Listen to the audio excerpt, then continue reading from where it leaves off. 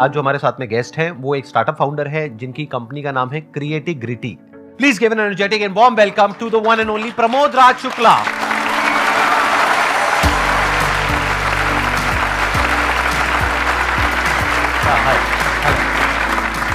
Please have a seat, बैठिए। आपसे तो मैं पहले भी मिला हूं। यस, आप पहले मिले हैं और मैं इसी ऑडियंस में बैठा था, उस यहाँ पे बैठा था और आपको वहां से देख रहा था। अच्छा, अमरीश के साथ मैं आया था। ओह गॉट इट। अमरीश भारती के साथ आप आए थे? Yes. हाँ, मैं वही सोच रहा हूँ, मैं आपसे मिला हुआ हूँ। हाँ, एज असिस्टेंट आया था मैं। हाँ, अरे गुड टू नो दैट जी, and finally you are here as a guest. My pleasure sir, thank you so good much. To meet you. थोड़ा सा आप अपने बैकग्राउंड के बारे में बताइए कि आपने कब शुरू किया, कैसे किया? मुझे एक कंपनी स्टार्ट करनी थी बच्चों के लिए, जो हमारे यंगस्टर्स हैं, जो कि टीयर 2 टीयर 3 सिटीज़ में हैं और उनके पास एजुकेशन नहीं है, वो स्ट्रगल कर रहे हैं। कम्युनिकेशन स्किल्स उनके पास काफ़ी अच्छी है लेकिन उनके पास जॉब नहीं है। तो मैं सोचा कि एक ऐसी कंपनी स्टार्ट करनी है मुझे जो कि एम्प्लॉयमेंट क्रिएट कर सके। वो मेरा ऑब्जेक्टिव था। उससे पहले आप क्या कर रहे थे? कहीं पे जॉब कर रहे थे? हाँ, उससे पहले मैं सीनियर वाइस प्रेसिडेंट था एक यूएस बेस्ड कंपनी में, जहाँ पे मैं $40 मिलियन का पोर्टफोलियो मैनेज कर रहा था। और वहाँ कितने टाइम तक रहे थे आप? वहाँ 3.5 साल तक मैं था। अच्छा, हाँ, ओके। तो then you came back to India? हाँ, वो स्टार्ट इसी से हुआ था कि मैंने एक हायरिंग की वहाँ पे, हाँ। जिसके पास डिग्री नहीं थी। हाँ। तो वहाँ पे कंपनी के प्रोटोकॉल्स थे कि आपने बिना डिग्री के कैसे हायर कर लिया। मैंने कहा उसके पास टैलेंट है यार, उसको अच्छी बात है ना उसको। वो प्रॉब्लम हो गई, मैंने कहा ठीक है, let me go back to India, I will start my own company and I will try to give lot of employments to people who are not having the education system and all. फिर आपने उसके बाद में next step क्या था? आप India वापस आ गए? इंडिया वापस आ गया और 6 महीने मैं बिल्कुल खाली बैठा क्योंकि मैंने जॉब छोड़ दी थी वहाँ पे। और अचानक से मेरे यूएस में एक इंसिडेंट हुआ था। मैं एक क्लब में बैठा हुआ था, तो मैं वहाँ पे डांस वांस कर रहा था। तो वहाँ पे एक हमारे जो पार्टनर हैं अभी एक यूएस में, उन्होंने मुझे देखा, उनको मेरा डांस बहुत पसंद आया, तो उन्होंने अपना कार्ड एक्सचेंज किया था कि कभी काम करेंगे साथ में। तो मैंने उनको रैंडमली कॉल किया कि ऐसी सी बात है और मैं अपना काम स्टार्ट करना चाहता हूँ। तो उन्होंने कहा लेट्स डू इट, और उन्होंने वो मुझे अपॉर्चुनिटी दी कि अपना एक कंपनी स्टार्ट करो। तो वो 3 पॉइंट सोल्यूशन यूएस में बेस्ड है और क्रिएटिग्रिटी टेक्नोलॉजीज इंडिया बेस्ड है हमारी। तो कोलैबोरेशन ऐसे हमारा स्टार्ट हुआ और आज 5 साल हो गए और 5 साल में हमने बहुत अच्छा किया। अभी तक हमने 350 बच्चों को एम्प्लॉयमेंट दिया है। मैं थोड़ा समझना चाहूंगा आपसे कि एग्जैक्टली आप करते क्या हैं? कि जैसे कोई बच्चा है जो फ्रेशर है, राइट?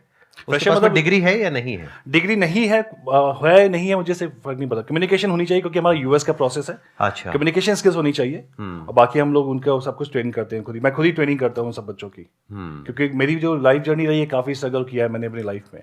क्योंकि मैं बिहार से हूँ, एक छोटे से गाँव से हूँ, मुंगेर। तो वहां से एक जर्नी स्टार्ट की है।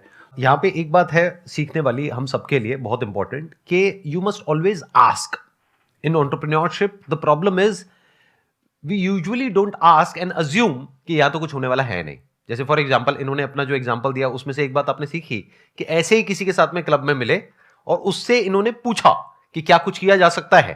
देयर वाज अ 90% पॉसिबिलिटी कि सामने से जवाब आता कि नहीं किया जा सकता, बट 10% पॉसिबिलिटी थी कि शायद आगे से सामने वाला इंसान बोलता कि हाँ कुछ किया जा सकता है। और वही हुआ इनके केस में।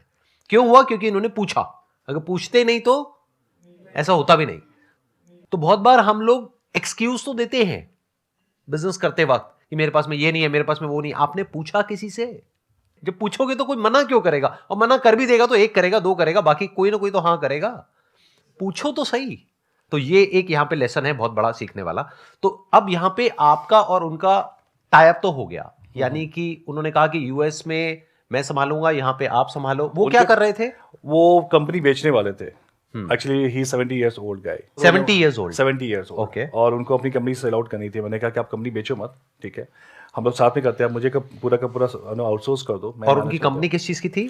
हम लोग वर्कफोर्स प्रोवाइड करते हैं फार्मास्यूटिकल मेडिकल डिवाइस कंपनीज को।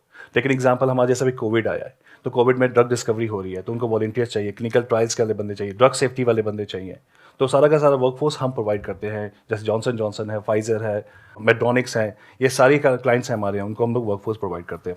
और आज हम लोग जो 5 साल में वर्थ है हम लोग का $14 मिलियन की कंपनी हो गई है। जो भी ये कंपनीज है, फार्मा कंपनीज हैं या ये सब जो कंपनीज हैं, इनके जो भी नए फॉर्मूलाज आते हैं, प्रोडक्ट्स आते हैं, ड्रग्स आती है, उसकी टेस्टिंग के लिए उनको लोग चाहिए होते हैं। हाँ, उनको मैन्युफैक्चरिंग के लिए बंदे चाहिए होते हैं, क्लिनिकल स्टडी के लिए बंदे चाहिए होते हैं। Before the drugs come to the market, it has to go through the certain clinical trials. Right. तो उसमें जो बंदे चाहिए होते हैं, उनको जो कैंडिडेट चाहिए होते हैं, जो वॉलंटियर्स चाहिए होते हैं, पूरा का पूरा हम लोग प्रोवाइड करते हैं वो चीज़। तो आप लोग उनको अभी फिलहाल इंडिया में प्रोवाइड कर रहे हैं, राइट? नहीं, मैं इंडिया से यूएस में ही प्रोवाइड कर रहा हूँ। मतलब हमारी टीम बैठती है इंडिया में, हमारे पास ऑलमोस्ट 5000 लोगों का डेटाबेस है वहाँ पे जहाँ पे डॉक्टर्स भी हैं, केमिस्ट भी हैं, मैन्युफैक्चरिंग इंजीनियर्स भी हैं, तो यहाँ से टीम उनसे कोऑर्डिनेट करती है कि किस प्रोजेक्ट्स में उनको प्लेस करना है। सपोज हमारे पास 5 प्रोजेक्ट्स आ गए राइट, और हमारे पास 5 बंदे हैं, तो उनसे बात करना, उनको समझाना कि ये प्रोजेक्ट्स में ये हमारा ड्रग डिस्कवरी चल रही है, आप यहाँ पे इंटरेस्टेड हो यहाँ पे जाने के लिए, तो वहाँ से उनको प्लेस करते हैं, वहाँ जाते हैं, उनका इंटरव्यू होता है, फिर they start the process. Same जो आप बिजनेस मॉडल बता रहे हैं उसको क्या कोई भी आसानी से रेप्लिकेट कर सकता है या फिर उसमें कहीं पे कुछ मुश्किल आने वाली है? थोड़ा सा प्रॉब्लम ये आ सकती है, उनको यूएस एफडीए गाइडलाइन का जो प्रोटोकॉल्स है वो फॉलो करना पड़ेगा बहुत ज़्यादा, उसकी नॉलेज बहुत अच्छी होनी चाहिए, because when you talk to any candidates in US you have to have that business language कि किस बिजनेस में बात करनी है उनसे, क्योंकि आप सिंपली उनसे नहीं बात कर पाओगे। वो थोड़ा सा चैलेंजिंग होता है। अगर आपके पास फार्मा का बैकग्राउंड हो तो आपको you can easily build up. Revenue wise आपकी रेवेन्यू क्या रही? पहले साल में कितनी रही, दूसरे में, तीसरे में? 6 में तो मैंने कुछ भी नहीं कमाया था। 6 महीने तक कुछ नहीं? या ठीक है। अब मुझे याद है कि मैंने पहला जो अर्निंग की थी वो $800 समथिंग था वो, फिर दूसरे में 20K तक गया, फिर अभी हम लोग का जो गया है 1 CR के पास हम लोग टच करते per month. 1 CR per month और per year? No, per month हमारा। Per month? यस, 1 CR का आप रेवेन्यू जनरेट कर रहे हैं। इसमें से एक्सपेंसेस भी होते होंगे जो आप सैलरीज देते होंगे या जो भी रेम्यूनरेशन पे करते होंगे लोगों को, 60-40 वो कितना निकल जाता है? 60-40 है वो। 60% आपका प्रॉफिट है? नहीं, वो कॉस्ट है। अच्छा, जो आप देते हो। हाँ, क्योंकि 40% आपका प्रॉफिट हाँ। है। जो भी इन्होंने कहा वहां पर कुछ बहुत इंपॉर्टेंट बात है समझने वाली। वो ये है कि हम लोग क्या गलती करते हैं जब भी बिजनेस के बारे में सोचते हैं, हम आइडियाज ढूंढने लग जाते हैं। लोगों से बोलते हैं हाँ भाई कोई अच्छा आइडिया बताओ बिजनेस के लिए। ये सबसे बेवकूफों वाली अप्रोच है एक काम करने की। आइडिया से क्या होगा? आइडिया तो आपको मिल गया। अब देखो ये बता रहे हैं कि महीने की इनकी जो रेवेन्यू है वो 1 करोड़ रुपए के आसपास में है, मतलब साल की 12 करोड़ हो गई। 40% इनकी प्रॉफिटेबिलिटी है। दैट मीन्स अभी अगर इनकम टैक्स रिटर्न के हिसाब से देखा जाए तो 3-4 करोड़ रुपए का प्रॉफिट आप अर्न कर रहे हो, राइट? खर्चे निकालने के बाद में साल का। सो अब पॉइंट ये आता है कि आइडिया तो आपको मिल गया। आइडिया क्या है कि इंडिया में अनएम्प्लॉयमेंट बहुत ज्यादा है और यहां पर कॉस्ट ऑफ मैन पावर है वो कम है इंडिया के अंदर, बाहर बहुत ज्यादा है। तो क्या हो उन लोगों को कुछ सॉल्यूशंस प्रोवाइड करे जाएं, और वो फार्मा कंपनीज के लिए भी हो सकता है और भी बहुत सारी कंपनीज के लिए अलग अलग तरीके से हो सकता है। ये तो हो गया आइडिया। आइडिया मिल गया, अब क्या करोगे? जाकर के आपको लगता है कि आप इतनी सक्सेसफुल कंपनी बिल्ड कर पाओगे? कितनों को लगता है कर पाएंगे? 3-4 लोगों को लग रहा है कि वो कर पाएंगे। ठीक है, इसको आप कॉन्फिडेंस भी कह सकते हो, ओवर कॉन्फिडेंस भी कह सकते हो। मेरे स्टैंड पॉइंट से देखोगे तो ओवर कॉन्फिडेंस है। क्यों? क्योंकि उसके पीछे एक रीजन है। काम हमेशा वो करना चाहिए जिस काम से रिलेटेड आपके पास में कुछ नॉलेज हो, एक्सपीरियंस हो, कोई स्किल हो। ये जो सक्सेसफुल हो पाए इस इंडस्ट्री में वो इस वजह से हो पाए क्योंकि इनके पास में यूएस में ऐसी कंपनीज में काम करने का 3-4 साल का एक्सपीरियंस था। तो इन्होंने अपनी लाइन से रिलेटेड काम किया। ये नहीं कि कोई बिजनेस आइडिया सर्च किया। इन्होंने मेरा जो बिजनेस है उसके कंपटीशन में एक वेबसाइट लॉन्च नहीं करी। वो करते तो there is a strong possibility 99.99% के फेल हो जाते क्योंकि और बहुतों ने किया और वो फेल हो गए। क्योंकि एक बैकग्राउंड होता है, जिस बैकग्राउंड से आप पहले चीजों को समझते हैं फिर काम करते हैं। आइडिया की कोई वैल्यू नहीं है गाइस, आइडिया की कोई वैल्यू नहीं, एग्जीक्यूशन की बहुत वैल्यू है। आपको इकोसिस्टम समझना पड़ेगा कि जो कोई भी आइडिया आप रन कर रहे हो उसका इकोसिस्टम कैसे काम करता है। आप कोई भी कंपनी की स्टार्ट करना चाहते हो, उसके जो कंप्लाइंसेस है बहुत इंपॉर्टेंट है। आपको नहीं पता उसकी गवर्निंग बॉडी जो है, गवर्निंग बॉडी ना जो गवर्नमेंट का जो उसमें इन्वॉल्वमेंट है वो कितना ज़्यादा है। आप ये बिजनेस स्टार्ट करोगे, पता चला आप 3-4 दिन में आपके पास गवर्नमेंट आके खड़ी होगी कि आपने ये कंप्लाइंसेस फॉलो नहीं किया, वो काम आपकी कंपनी शट डाउन हो जाएगी। तो अगर ये समझना है ना कि मुझे क्या काम करना चाहिए, तो अपने बैकग्राउंड को देखो, अपनी पास्ट लाइफ को देखो। वहां से आपको समझ में आएगा कि ऐसा क्या है आपके पास में जो कि वैल्यूएबल हो सकता है किसी और के लिए। अभी आप प्राइमरीली यूएस में ही कर रहे हैं या और भी कंट्रीज में कर रहे हैं? अभी मैंने यूएस में ही कर रहा हूँ। अभी बहुत मतलब इसे like deep question is the spectrum of the business is very large. तो मैं कोशिश कर रहा हूँ कि इसे और पेनिट्रेट करने का। बट हम लोग यूके में भी जा रहे हैं क्योंकि हमारे जो क्लाइंट्स हैं वो यूके में भी उनका प्रेजेंस है, तो हम लोग यूके में भी ट्राई कर रहे हैं अभी। तो अब आप में से कोई अगर कोई क्वेश्चन पूछना चाहते हैं बिजनेस से रिलेटेड, स्टार्टअप एंटरप्रेन्योरशिप से रिलेटेड इनसे, तो आप पूछ सकते हैं। सर मेरा क्वेश्चन ये sir, I want some tips कि हम सर सक्सेस को मेंटेन कैसे करें। मतलब ये है कि सर किसी भी फील्ड में हम एक अच्छे लेवल पे पहुंच जाएं तो उसके बाद डाउनफॉल ना आए, उससे या तो वहीं पर रहें या उसके आगे बढ़ें। यार मैं एक चीज़ बताऊंगा आपको कि ना सक्सेस की जो डेफिनेशन होती है ना वो हर जगह अलग अलग है, और उस पर एक ही मंत्र है जो मैंने फॉलो किया है कि अपने स्किल्स को आप अपग्रेड करते रहो। अगर आपने एक स्किल्स में अपने आप को स्टक कर लिया तो आप कभी भी सक्सेसफुल नहीं होगा। जैसे मैं आईटी की बात करूँ, आईटी में रोज AI ML आ रहा है आजकल, आर्टिफिशियल इंटेलिजेंस, मशीन लर्निंग्स आ रहे हैं। तो जो एम्प्लॉयज़ AS400 में काम कर रहे हैं, मेन फ्रेम में काम कर रहे हैं, उसी अगर स्किल्स में रह गए तो वो हमेशा अपने आप सक्सेस को नहीं वो फेस कर पाएंगे। तो अपने आप को, जो मुझे लगता है कि हर बार अपने आप को अपग्रेड करते रहो, और आपको जो आपकी लर्निंग है उसको हमेशा लर्निंग कप्स को ओपन रखो. अगर if you know welcome it with your open arms, definitely you gonna have a success in your life. जो मैंने नोटिस किया कि आज मुझे पता है कि मुझे ए अचीव कर लिया है, तो बी और सी क्या होने चाहिए वो आपको पहले से फोकस करके रखना पड़ेगा. आप कह रहे हो सक्सेस को मेंटेन कैसे किया जाए, ऐसा कैसे हो कि डाउनफॉल ना आए. सक्सेस कभी भी मेंटेन नहीं होती है, क्योंकि सक्सेस होती क्या है? Success is a state of mind other than fulfilling your basic needs and having a comfortable life. इतना पैसा होना चाहिए आपको कि आप अपनी बेसिक नीड्स पूरी कर ले और कंफर्टेबली जी सके. दूसरा, सक्सेस के लिए जो इंपॉर्टेंट क्राइटेरिया है that is state of mind. आपके पास में सब कुछ है लेकिन आप परेशान हो, उसको सक्सेस कहेंगे? नहीं कहेंगे ना. तो ये परेशानी क्या है, ये आती जाती रहती है. डाउनफॉल दो तरीके का होता है, एक फाइनेंशियल डाउनफॉल, एक साइकोलॉजिकल डाउनफॉल. फाइनेंशियल डाउनफॉल को अवॉइड करने के लिए सक्सेसफुल होने के बाद आपको क्या करना पड़ेगा? एक तो जो अभी इन्होंने कहा, यानी कि कॉन्स्टेंटली अपने आप को अपग्रेड करना पड़ेगा, क्योंकि दुनिया बहुत तेजी से बदल रही है आज की डेट में. अगर आप नहीं बदले तो you are out of business और out of work, whatever work you are doing. आपको एंटिसिपेट करना पड़ेगा कि दुनिया किस डायरेक्शन में भाग रही है. ये नहीं जो पास्ट में हुआ, बल्कि फ्यूचर में क्या होने वाला है. उसके हिसाब से अपने आप को अडेप्ट करना पड़ेगा, उसके हिसाब से अपने आप को चेंज करना पड़ेगा, तभी आप सरवाइव कर पाओगे. नहीं तो आप बाहर हो, और एक बार फाइनेंशियली आप अनस्टेबल हो गए तो उसको सक्सेस कहेंगे. तो फाइनेंशियल जो डाउनफॉल होता है उसके पीछे जो रीजंस होते हैं उसको हमको समझना पड़ेगा. वो रीजंस क्या होते हैं? एक, हम जरूरत से ज्यादा रिस्क लेते हैं. ऐसे बहुत लोगों की आपने कहानियां सुनी होंगी, बहुत पैसा कमा लिया, बिलियनियर्स थे, ये थे, वो थे, फिर उल्टे पुल्टे रिस्क ले लिए, खुद का बैकग्राउंड कुछ और, काम कुछ और किया, उसके बाद में सर के ऊपर आ गया कर्जा. वो सक्सेस मेंटेन नहीं हो पाई. तो सक्सेस को फेलियर बनने में कितनी देर लगती है? बहुत थोड़ी सी देर लगती है. एक गलत डिसीजन. वो गलत डिसीजन क्या? कोई भी ऐसा काम जहां पे रिस्क जरूरत से ज्यादा है या आपकी लाइन से रिलेटेड नहीं है. तो आपको हमेशा रिवॉर्ड और रिस्क को कैलकुलेट करके चलना है, प्लस अपने रिसोर्सेज को देखना है. अरे भाई, जितना पैसा है उतना ही लगाओ ना. ले भी रहे हो बैंक से तो इतना लो जितना कि आप आराम से दे सको.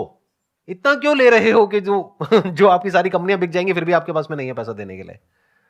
तो दैट इज वन. दूसरा हो जाता है साइकोलॉजिकली. साइकोलॉजिकली ऐसा कैसे हो कि हमारी जो सक्सेस है वो मेंटेन हो पाए? ऐसा कभी नहीं होगा. साइकोलॉजिकली सक्सेस का मतलब है ग्रोथ, नॉट अचीवमेंट.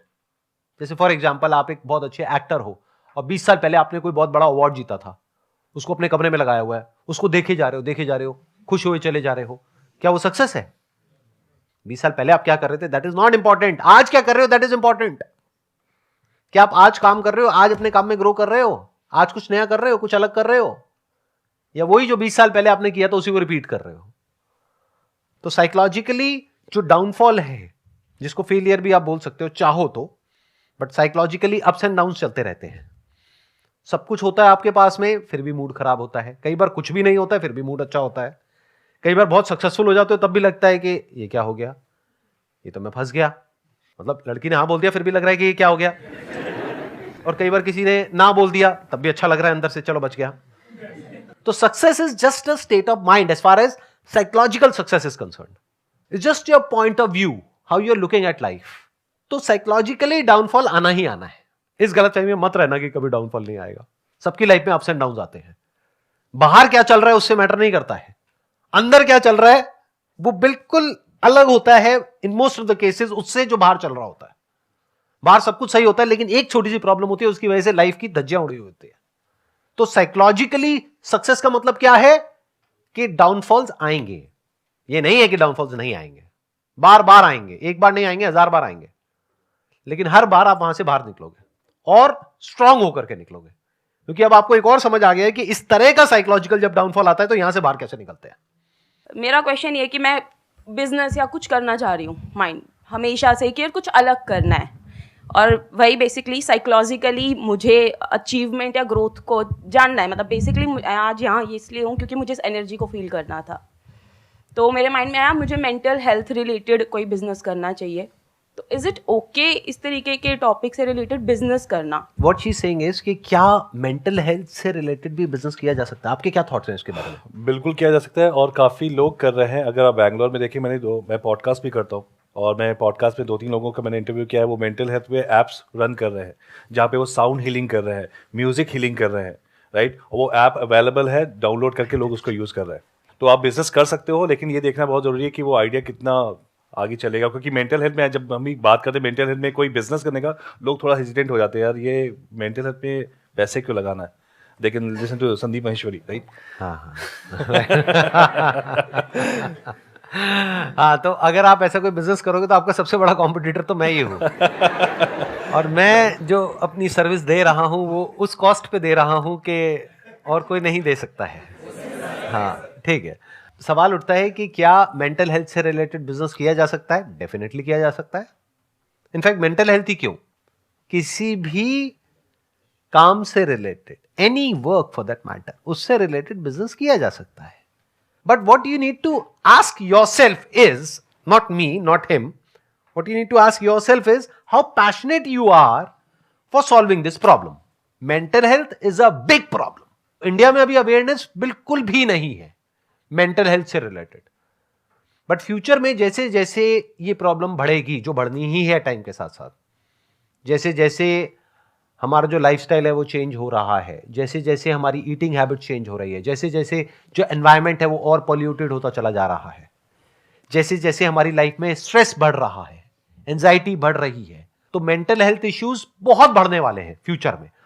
तो अगर उससे रिलेटेड आप कोई काम करते हो, दैट इज द फ्यूचर। तो ये काम ऐसा है जो हमेशा रेलेवेंट रहेगा। इससे रिलेटेड क्या क्या बिजनेसेस हो सकते हैं, I am not the right person to ask, because मैंने इससे रिलेटेड कभी कोई बिजनेस नहीं किया है। तो आपको क्या करना होगा, ग्लोबली देखना होगा लोग इससे रिलेटेड क्या क्या बिजनेसेस कर रहे हैं। वहां पर आप देख सकते हो क्या क्या गैप्स अवेलेबल है, क्या क्या प्रॉब्लम्स है, किस किस तरह की है। फिर उससे रिलेटेड आप सोच सकते हो कि उन प्रॉब्लम्स को सॉल्व करने में मैं कितनी पैशनेट हूं, मैं कितना पैशनेट हूं। अगर आप हो तो definitely there is a big opportunity. अगर आपका बैकग्राउंड है मान लो साइकोलॉजी का, तो आप डायरेक्टली थेरेपी दे सकते हैं। इन प्लेटफॉर्म्स को आप यूज कर सकते हैं, जैसे there are lot of platforms जहां पर आप जा करके डायरेक्टली जो पेशेंट्स हैं उनको ऑनलाइन कंसल्टेशन दे सकते हैं, थेरेपी दे सकते हैं। क्या वहां पे पैसा कमाया जा सकता है? बिल्कुल कमाया जा सकता है। तो डिपेंड करता है कि आपका बैकग्राउंड क्या है, उसके हिसाब से सोचना होता है कि हम क्या कर सकते हैं। अभी मुझे ऐसा लगता है ना कि बहुत हद तक ये ना एक फैंसी वर्ड हो गया है स्टार्टअप, और नो मुझे स्टार्टअप करना है। और मैं बहुत लोगों से जब बात भी करता हूँ तो लोग कहते हैं कि ये क्यों करना है स्टार्टअप, क्या रीज़न है? अरे यार मुझे अपना बॉस खुद बनना है, अरे मुझे यार वो 9 to 6 वाली जॉब नहीं करनी है, अरे कल मेरे बॉस में से चिल्ला रहा था। ये जो कॉन्सेप्ट है वो एब्सोल्युटली रॉन्ग कॉन्सेप्ट है। इस पे आप सक्सेसफुल नहीं होते क्योंकि अंदर से फील नहीं हो रहा, आप चीज़ों से भागने की कोशिश कर रहे हो। Exactly right. और वो ज़्यादा प्रॉब्लमेटिक, क्योंकि आपको बताओ जब अपना स्टार्टअप स्टार्ट करोगे आप, आपकी कोई टाइमलाइन नहीं है आप कितने घंटे काम करोगे, 18, 19, 20 घंटे काम करोगे। मैं कभी सोचता हूँ यार मैं जॉब में था जब मैं ज़्यादा खुश था, आज 100 लोगों की 200 की सैलरी पे करनी है, फैमिली मेरी इतनी बड़ी है, उनकी सैलरी जानी है टाइम पे, उसके लिए आपको दिन रात मेहनत करनी पड़ेगी, दिन रात। तो ये जो कॉन्सेप्ट है ना कि आइडिया या कुछ नया करते हैं, करो, अच्छी बात है, बहुत अच्छी बात है अगर आपके पास आइडियाज आ रहे हैं, लेकिन वो फील होना चाहिए अंदर से, वाकई मुझे करना है।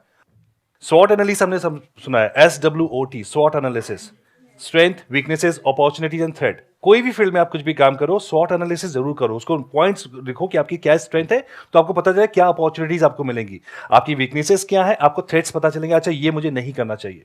आप करके देखो, आप सक्सेसफुल हो गए।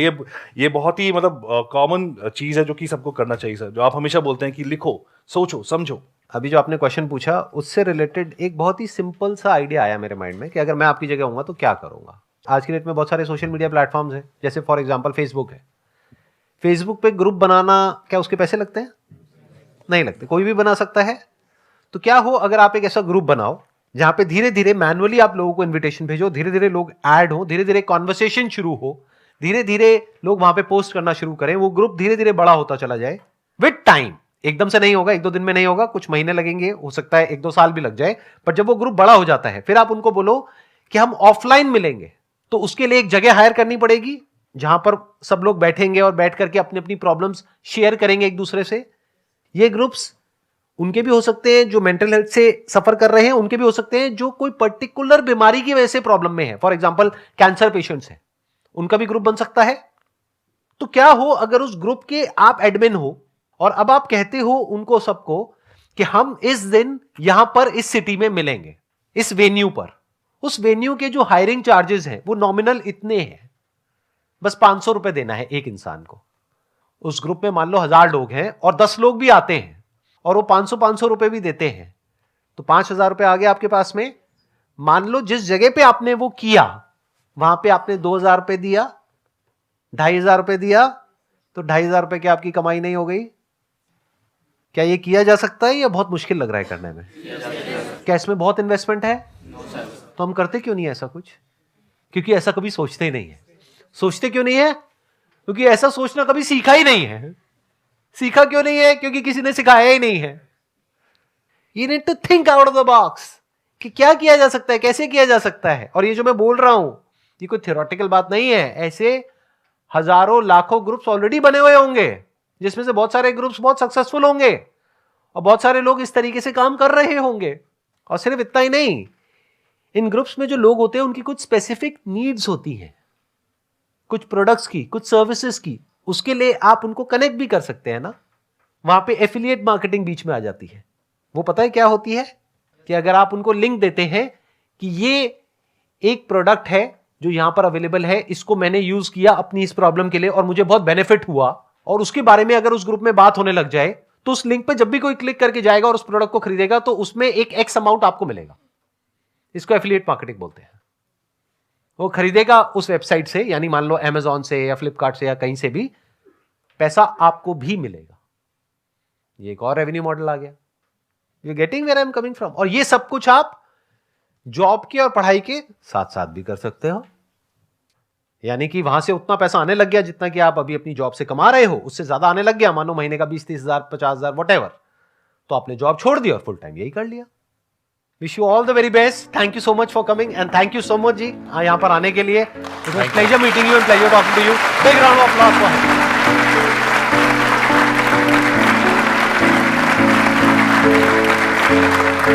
हिम।